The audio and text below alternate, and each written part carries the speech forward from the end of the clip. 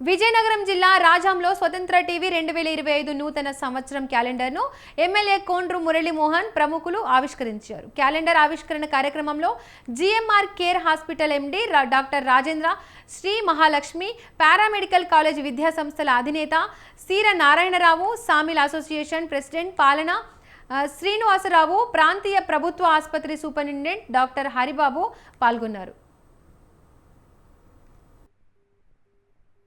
ఈ మధ్య బాగా పాపులర్ అవుతుంది.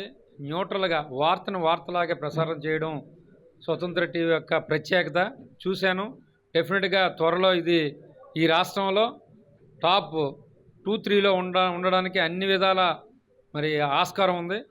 నేను మేనేజ్మెంట్కి అలాగే అందులో పనిచేస్తున్న స్టాఫ్ అందరూ కూడా విషయం తెలియజేస్తున్నాను.